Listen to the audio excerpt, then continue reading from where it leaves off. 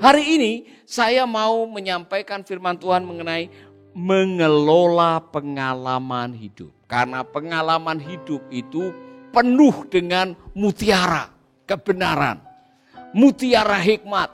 Dan kalau saudara bisa memahaminya, bisa menangkapnya, bisa mempelajarinya, saudara akan menjadi orang yang kaya dengan hikmat. Maka benarlah apa yang dikatakan oleh Yakobus. Saudara-saudara, anggaplah sebagai kebahagiaan apabila kamu diizinkan menghadapi berbagai-bagai cobaan. Sebab kalau kau tabah, saudara setia, saudara bertahan, saudara akan memiliki hikmat dan tidak kekurangan suatu apapun. Ingat baik-baik ayat ini. Pegang baik-baik ayat ini, hafalkan baik-baik ayat ini. Amin. Karena ayat ini akan membuat Anda menjadi orang yang tahan banting. Nah, di balik kebenaran ini, ada satu kebenaran lagi yang membuat Anda harusnya sadar. Bahwa Allah turut bekerja sama dalam segala perkara untuk mendatangkan bagi siapa? Yang mengasihi. Nah saudara-saudara, segala perkara Tuhan turut bekerja sama. Saya ingat membaca sebuah kesaksian, ada seorang janda yang sedang sakit parah ini di pedalaman Taiwan. Pada tahun-tahun 50-an waktu itu saudara-saudara, Taiwan masih belum seperti sekarang, hidup susah. Saudara-saudara, janda ini punya anak umur 9 atau 10 tahun dan anaknya disuruh untuk cari obat. Waktu itu belum ada rumah sakit. Hanya ada satu klinik yang didirikan oleh misionari. Dan untuk sampai ke klinik itu dia harus jalan kaki hampir 6 jam. Saudara bisa bayangkan, 6 jam jalan kaki menyadari ibunya sedang sekarat mau mati.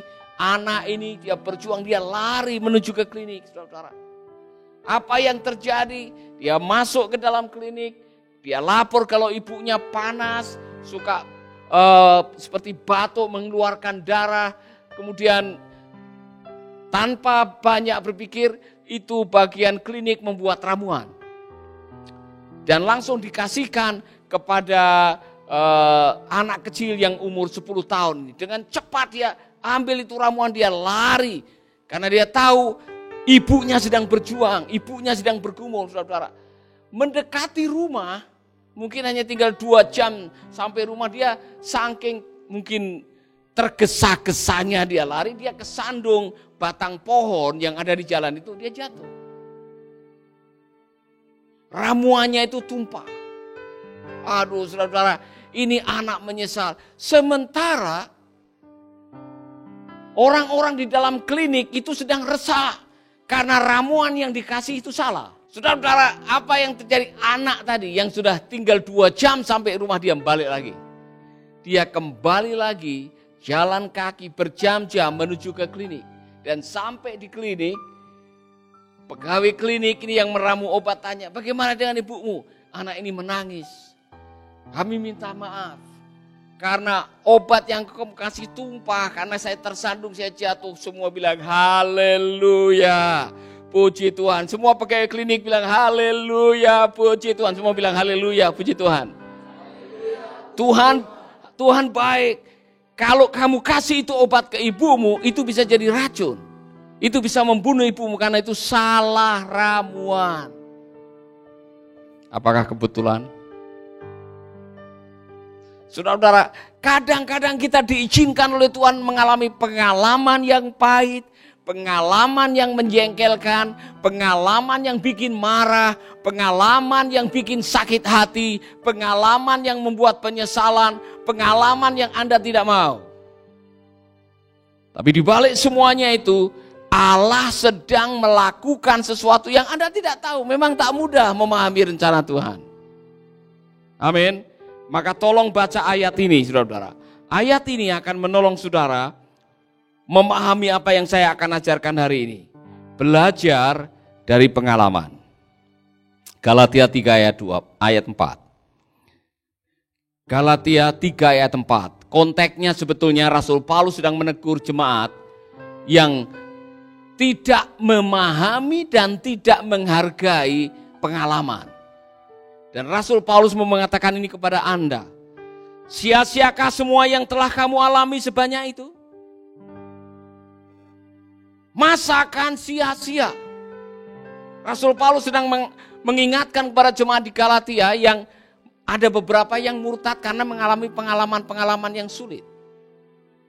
Ada beberapa yang kembali lagi kepada hukum Taurat oleh karena pengalaman yang sulit. Rasul Paulus mengatakan, apakah semua yang telah kamu alami, apa yang kamu lihat, apa yang kamu saksikan, apa yang sudah kamu praktekkan, kebenaran mengikut Kristus, apakah itu sia-sia? Saya mau bertanya kepada saudara-saudara, selama saudara mengikut Yesus, mungkin saudara mendapatkan tantangan, saudara mendapatkan himpitan, mungkin saudara diusir dari rumah, saudara tidak bisa naik pangkat lagi karena sudah jadi Kristen, saudara bahkan kehilangan pasangan hidup karena pasangan hidup saudara tidak mau mengikut Yesus. Kemudian saudara mengatakan, aduh, saya mengikut Tuhan kok saya mengalami pengalaman seperti ini. Dulu ada orang yang mengkomplain dengan saya, Pak, saya ini dulu sebelum jadi orang Kristen usaha saya bagus. Waktu saya belum jadi Kristen semua lancar, Pak. Setelah jadi pengikut Yesus kok saya malah mengalami kesulitan. Pertanyaan, apakah sia-sia semuanya ini? Rasul Paulus bertanya kepada Anda. Sebelum saudara mengikut Yesus barangkali rezeki lancar. Hidup saudara sehat walafiat, tidak ada tantangan. Saudara tidak pernah kekurangan. Kemudian saudara menjadi orang percaya. Saudara kadang-kadang sering dihina orang. Saudara mengalami tantangan. Kadang-kadang saudara menghadapi rintangan. Apakah sia-sia itu semuanya? Tidak. Rasul Paulus sedang mengatakan, tidak ada yang sia-sia dalam hidup ini. Katakan kepada teman saudara. Mungkin lebih lengkap, tidak ada pengalaman yang sia-sia di dalam hidup ini. Memang tak mudah memahami. Bagaimana saudara bisa memahami? Udah 4 jam lari, kembali lagi jalan 4 jam, tiba-tiba obatnya tumpah. Saudara mau bilang apa? Oh, Tuhan tidak tahu, Tuhan tidak mengerti, Tuhan tidak peduli. Di mana kebaikan-Mu Tuhan? Saudara-saudara, saya yakin saudara pernah ada dalam hidup di mana ada diizinkan di sebuah titik di mana saudara mulai mempertanyakan kebaikan Tuhan. Pernah? Jujur. Pernah? Katanya Tuhan baik. Anak saya 10 semua mati kerobohan rumah. Katanya Tuhan baik. Harta saya yang 100 miliar itu lenyap dalam sekejap. Saya membaca kisah hartanya Ayub mendekati 1 miliar setelah dihitung. Bukan 12 miliar, hitung-hitungan saya salah. 100 miliar. Saudara-saudara, ada orang yang baru kehilangan 1 juta sudah sedeng, sudah begini. Ngerti ya? Baru kehilangan 1 juta sudah apa orang bilang? Orang sini bilang gila apa, Bu? Buduk. Ya. Orang Papua mungkin bilang nau-nau. Ya, orang Ambon bilang nau-nau. Baru kehilangan HP. Ayub kehilangan 100 miliar. Kehilangan 10 anaknya. Kehilangan teman-temannya, kehilangan kepercayaan istrinya, kehilangan kesehatannya, dia kehilangan segalanya. Tapi Ayub masih setia dan tidak berdosa dengan lidahnya.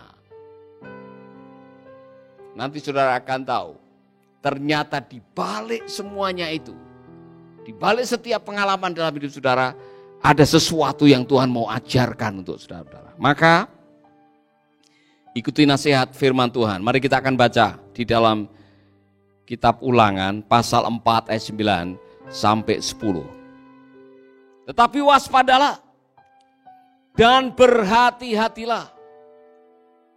Dengar baik-baik. Supaya jangan engkau melupakan hal-hal yang dilihat oleh matamu sendiri itu. Dan supaya jangan semuanya itu hilang dari ingatanmu seumur hidupmu. Beritahukanlah kepada anak-anakmu dan kepada cucu cicitmu semuanya itu. Yakni hari itu ketika engkau berdiri di hadapan Allahmu, di Horeb waktu Tuhan berfirman kepadaku, suruhlah bangsa itu berkumpul kepadaku. Maka aku akan memberi mereka mendengar segala perkataanku, sehingga mereka takut kepadaku selama mereka hidup di muka bumi, dan mengajarkan demikian kepada anak-anak mereka. Supaya jangan engkau melupakan hal-hal yang dilihat oleh matamu sendiri. Jangan pernah melupakan apa yang pernah engkau lihat dengan matamu sendiri. Yaitu apa? Pengalaman-pengalaman ilahi yang Tuhan izinkan dalam hidup saudara. Ceritakan kepada anak cucu saudara. Saya mau tanya kepada Anda jujur, ada enggak pengalaman hidup yang membanggakan Anda? Yang setiap kali Anda menceritakan kepada orang, Anda sendiri kagum. Anda sendiri heran, Anda sendiri selalu, waduh Tuhan itu ajaib ya. Luar biasa. Saya tidak akan pernah melupakan pengalaman di Ambon. Ketika jam 1.30 pagi terdengar bom meledak, kami lari ke hutan, kami sembunyi di hutan dalam keadaan panik. Di situ, saudara, saya tidak akan pernah berhenti menceritakan itu. Karena di situ saya menyaksikan Tuhan yang maha baik. Tuhan yang maha setia. Tuhan yang maha peduli. Kami sudah dalam situasi yang sangat kritis, genting, bisa mati kapan saja. Tapi di situ saya bisa melihat Allahku luar biasa. Saudara-saudara, setiap kali saya mengingat pengalaman itu, saya selalu mengatakan, wow, Tuhan hebat ya. Pertolongannya selalu tepat waktu. Kasih tahu teman saudara, pertolongan Tuhan selalu tepat waktu. Amin. Itu baru satu. Masih banyak pengalaman-pengalaman lain yang mungkin waktu Anda mengalami, Anda tidak tahu, pahit, nangis. Saudara komplain, saudara tidak tahu mau berbuat apa. Saudara mungkin dalam keadaan sekarat, saudara tidak tahu apa yang harus saudara perbuat. Tapi di balik semua pengalaman, ingat, jangan pernah melupakan apa yang kau lihat dengan mata. Karena di balik semua pengalaman, Tuhan turut berperkara. Amin. 4 sumber hikmat yang bisa Anda dapatkan dari pengalaman. Nomor 1, pengalaman gagal. Ingat baik-baik. Siapa yang pernah gagal angkat tangan? Yang pernah gagal? Ya. Siapa yang pernah berkali-kali gagal angkat tangan? Luar biasa. Siapa yang sama sekali dalam hidup tidak pernah gagal, tidak usah angkat tangan. Saya tahu saudara bohong.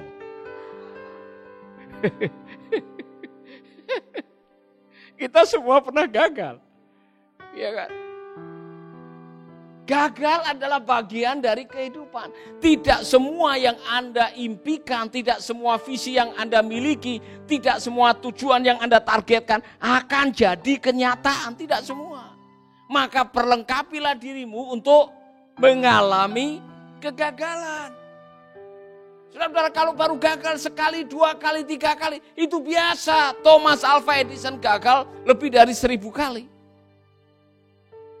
Ya kan? Itu Kolonel Sanders, dia gagal berkali-kali. Sampai akhirnya ada orang yang mau beli resepnya. Kentucky Fried Chicken. Tapi dia gagal berkali-kali. Jadi jangan ikuti lagu siapa itu yang bilang cukup sekali. Wah, luar biasa. Hei, daripada Anda nyanyi cukup sekali aku merasa, lebih baik Anda menyanyi lagu ini. Memang tak mudah mengerti. Gagal itu bagian dari rencana Tuhan. Tuhan mengizinkan kegagalan supaya Anda belajar ketabahan. Maka kita semua diizinkan gagal, saudara-saudara. Haleluya. Amin. Jadi saya ingat lagi di pengalaman. Saya akan ceritakan kemana saja saya pergi kepada anak cucu saya. Gagal masuk akabri. Saudara-saudara, memang waktu itu, wow. Namanya anak miskin. Orang tua tidak sanggup menguliahkan. Saya coba-coba cari mana yang gratisan, ya kan? Saudara pernah punya pengalaman, tidak mampu kuliah, teman-temannya kuliah, waktu mendengar kamu diterima di mana? Undip. Kemudian kamu di mana? Oh, Gajah Mada. Kamu bagaimana? Aduh, saudara-saudara. Saya mikir terus, kowe mau kuliah nanti? Ya. Kamu mau kuliah kemana? Saya tidak bisa kuliah. Malunya bukan main, saudara. Akhirnya saya coba-coba apa ini yang bisa, yang gratisan. Oh, ada yang nyarankan. Udah masuk akabri saja. Tidak perlu uang. Benar, saya coba daftar, saudara-saudara. Wih, tes kecerdasan lulus. Tes mental ideologi lulus. Tes kesehatan lulus. Saudara masuk akabri jangan sampai ada varises atau panu atau kadas. Tidak bakalan. Saya dites lulus. Wiratno itu walaupun miskin sehat.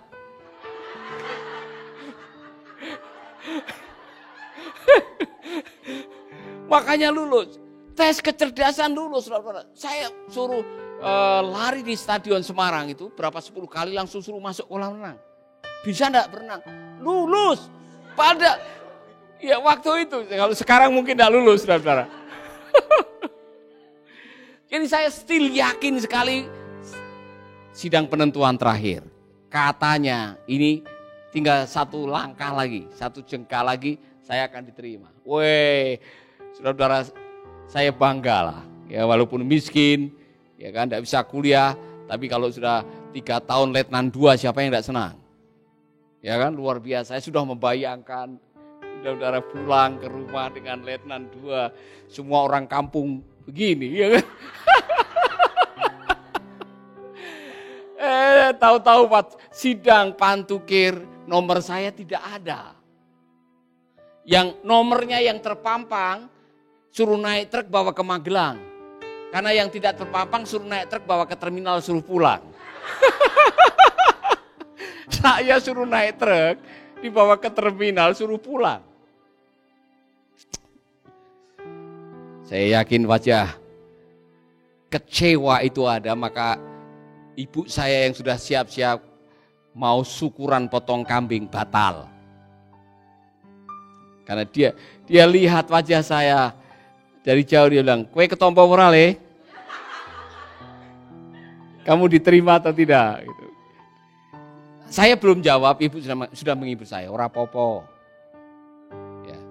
Karena saya hanya dapat jawaban dari petugas itu, tidak dikasih tahu alasannya kenapa. Hanya dibilang, tahun depan coba lagi.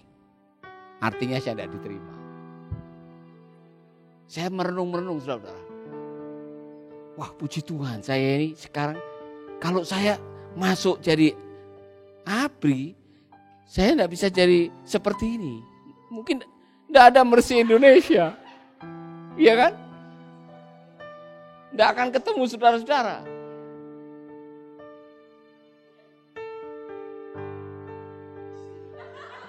Mungkin, iya kan? Jadi saya renung-renungkan, wow, memang waktu itu menyakitkan. Memang ditolak itu mengecewakan.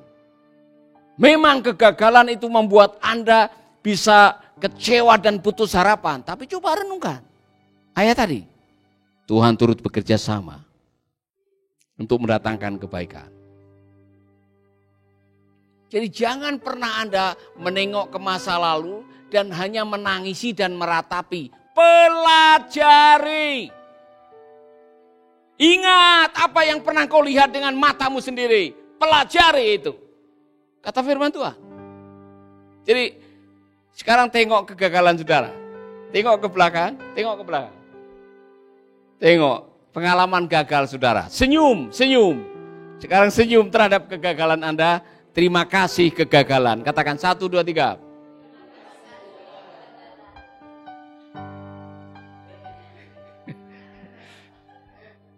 Iya. Anda boleh berterima kasih kepada mantan saudara. Karena mantan saudara yang pernah berkhianat itu yang menuntun Anda menemukan yang lebih baik. Jangan menyesali. Iya kan? Amin. Amin Bu Lydia. Ya.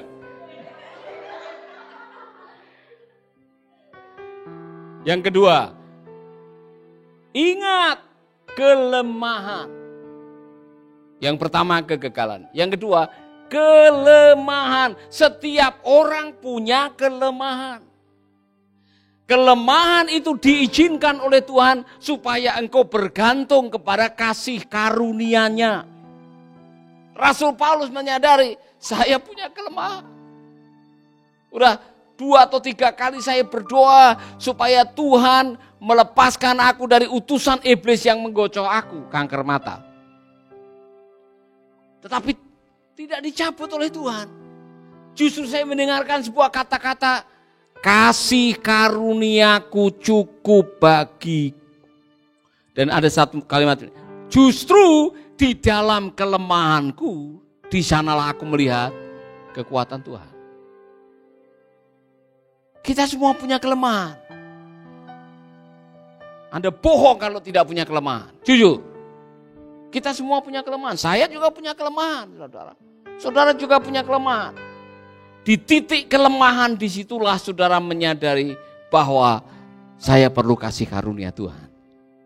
Ada banyak perkara dalam hidup ini yang tidak bisa diselesaikan dengan kekuatan manusia, kesombongan manusia, pangkat manusia, harta manusia, hanya bisa diselesaikan waktu Anda duduk di kaki Tuhan. Haleluya. Maka kalau Anda sedang diizinkan mengalami kelemahan, mungkin itu penyakit, mungkin itu kekurangan, mungkin itu kelemahan fisik, mungkin saudara sedang menghadapi situasi yang tidak pernah selesai, mungkin sesuatu yang memalukan, disitulah saudara akan mengatakan, tetapi Engkau Tuhan, Engkau adalah perisaiku, Engkau adalah batu karang perlindunganku, Engkau adalah kekuatanku. Tetapi Engkau Tuhan. Saudara-saudara, kita semua punya kelemahan. Mengapa Tuhan mengizinkan kita memiliki kelemahan? Supaya kita selalu mengandalkan Tuhan. Karena itulah kehendaknya. Maka ada ayat yang mengatakan, berbahagialah orang yang mengandalkan Tuhan. Saya baru membaca kitab Raja-Raja, 1 Raja-Raja dan 2 Raja-Raja. Selalu bertemu dengan kalimat, ketika bangsa Israel menyembah ilah lain, Tuhan berperkara. Karena Tuhan tidak mau mereka mengandalkan yang lain.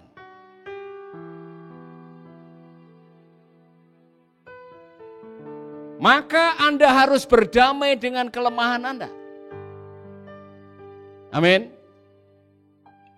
Katakan kepada temanmu, berdamailah dengan kelemahanmu. Amin. Terimalah kelemahanmu kalau tidak tahu apa itu berdamai. Terima. Mau diapakan? Ini kebahagiaan dari hidup kita. Dia yang akan menyertai kita. Ini contoh yang hidungnya pesek. Hidung pesek itu bukan kelemahan, saudara. Tapi ada orang yang menganggap karena membanding-bandingkan dengan yang hidungnya mancung, dia jadi minder gara-gara hidung pesek. Saudara, selama hidungmu lubangnya 2, bersyukurlah. Ya kan? Selama masih ada hidung. Ada orang yang lahir tidak ada hidung. Anda masih punya hidung, walaupun itu pesek, bersyukurlah. Haleluya. Tidak perlu harus minder waktu ketemu dengan orang. Nah, yang membuat Anda marah, waktu ada orang ngomong, waktu ada orang bicara, kemudian Anda tersinggung, karena Anda masih tidak mau menerima kelemahanmu. Ya kan? Dulu seperti saya yang saya katakan, teman-teman saya suka moyoi saya, baterek, ping, pet. Saya belum terima, makanya saya marah, saya nangis. Setelah saya terima, memang benar saya lihat kuping saya mepet. Ngapain saya harus marah? Ini kenyataan. Amin. Bol mau kemana bol? Cebol, pendek. Dut mau kemana dut? Gendut badannya. Ya. Saudara pernah dijuluki oleh teman-temanmu dari kelemahanmu. Coba. Apa coba? Kalau saya pengpet, waktu kecil pernah? Apa Bu? C? Apa itu? Saya baru tahu sekarang. Cewek gembrot, ya. Ya, Gino. Gino mau kemana? Gigi nongol. Kan itu sudah yang terbaik yang Tuhan berikan, terimalah. Ketika Anda menerima kelemahan, bukan hanya kelemahan secara fisik, kita punya kelemahan-kelemahan dalam bidang yang lain. Terimalah itu. Mengapa itu diizinkan oleh Tuhan? Karena Tuhan mau menolong Anda hidup 100% mengandal kekuatannya. Amin. Yang ketiga, belajarlah dari kekuatan Anda. Masing-masing diberi kekuatan oleh Tuhan. Selemah-lemahnya Anda ada kekuatan, ada kelebihan.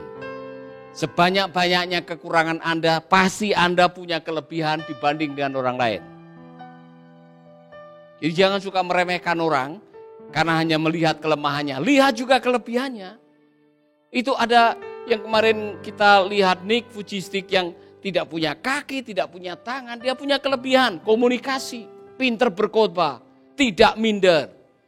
Saudara-saudara, kita semua dikasih karunia oleh Tuhan, dikasih kelebihan oleh Tuhan yang tidak dimiliki oleh orang lain. Amin. Ini contoh, Edi punya kelemahan. Kadang-kadang dia lupa ngunci itu atau matikan mobil, dia lupa. Dia langsung keluar tanpa itu dikunci dan kuncinya masih ada di dalam, mobil tidak dimatikan, langsung makan. Itu kelemahan, tapi Edi juga punya kelebihan. Dia bisa naik ke bumbungan rumah dan sebagainya tanpa takut. Dia bisa pegang kabel listrik enggak kesetrum. Dan itu bohong.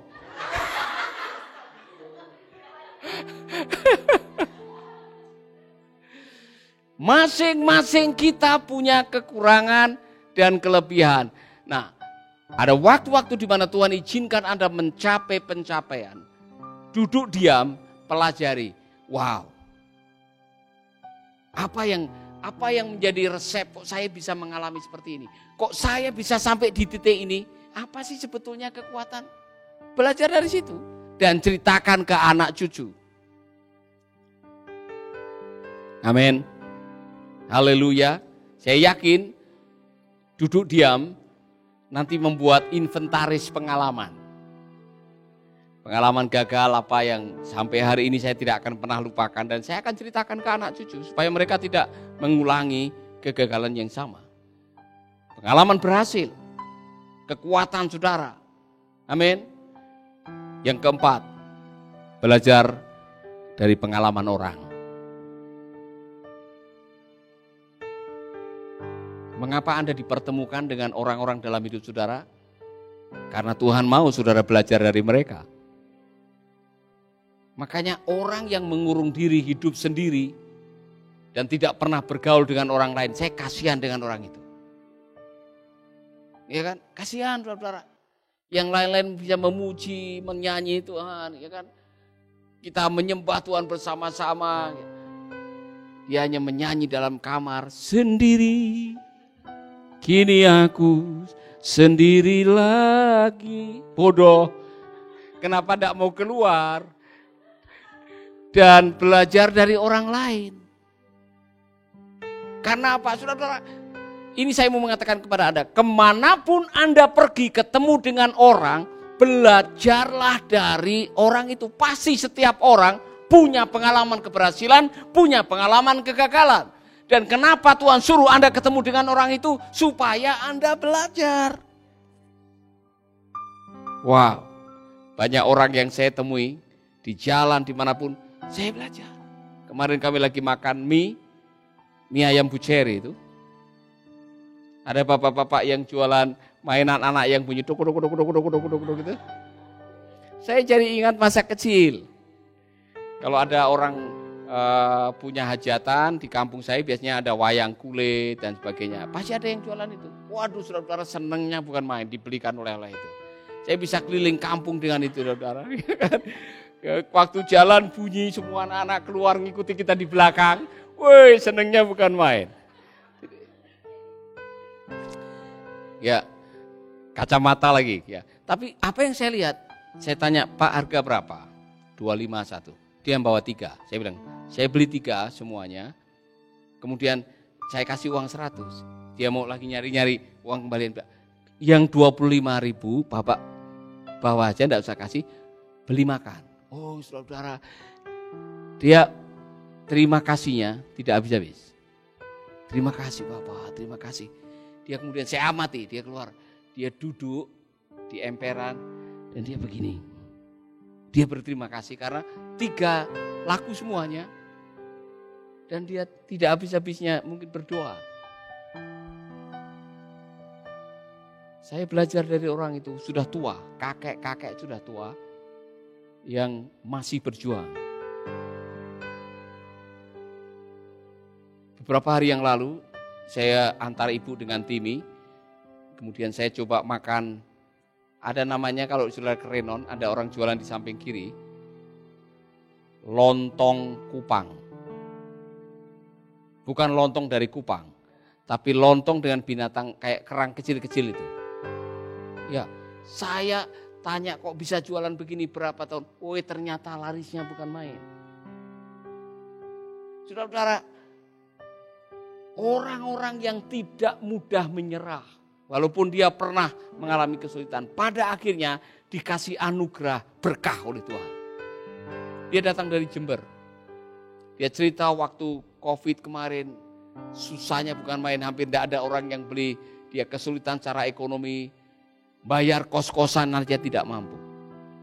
Tapi dia bertahan, walaupun mungkin pernah sehari tidak laku. Tapi dia tetap setia, dan pada akhirnya sekarang terkenal. Orang ngantri beli, saudara-saudara. Saya belajar sesuatu, jangan menyerah. Amin. Waktu di Korea saya belajar dari Bob Rogers, seorang hamba Tuhan dari Kentucky. Asal mulanya Kentucky Fried Chicken. Hamba Tuhan ini sederhana, suka bergurau, dan waktu di lift kami sama-sama menuju ke kamar, dia bilang, "Where you from?" Dia bilang. Saya bilang, "Indonesia." Oh, saya ingat. Saya pernah digerakkan oleh Tuhan memberikan uang untuk pelayanan dan saya lupa siapa namanya. Oh, Nahuai. Oh ya, Yakub Nahuai. Ya, Yakub Nahuai. Untuk bangun gerejanya besar. Kemudian dia begitu ramah, saudara, bahkan dia tumpang tangan, dia berdoa buat saya. Selidik punya selidik. Inilah orang yang datang ke Korea bawa pesawatnya sendiri. Punya TV di Israel. Punya 6 atau 7 televisi juga di Amerika. Hamba Tuhan. Gerejanya cukup besar. Tapi dia masih mau menyapa siapa saja yang ada di sana. Dan tidak sombong. Saya belajar sesuatu. Jadi jangan pernah menyia-nyiakan kesempatan di mana Anda bisa belajar dari orang lain juga. Amin. Haleluya. Apa yang saudara pelajari selama di SPPT? Belajar dari Pak Roni. Ya, belajar dari Yorhan. Masing-masing kita ada sesuatu yang bisa kita pelajari. Ya. Saya tahu itu kalau sudah belajar dari Yorhan. Kalau diperintah apa-apa cepat. Kadang-kadang belum ngerti apa yang dilakukan. Dia sudah jalan duluan. Ya kan? Saya juga belajar dari pembantu saya yang namanya Maria. Kok bisa suruh beli onde-onde, beli sate? Saya belajar sesuatu, saudara-saudara. Karena berkali-kali disuruh beli A, beli B.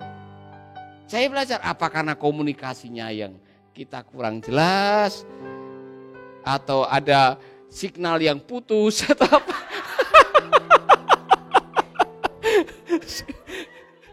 Jadi dalam hidup ini kembali kepada ayat tadi. Kalau Anda diizinkan mengalami pengalaman-pengalaman yang berbeda satu dengan yang lain yang Anda tidak paham, tidak usah menyerah dulu. Meski sulit, bertahan. Nanti ada waktunya Tuhan akan menolong saudara.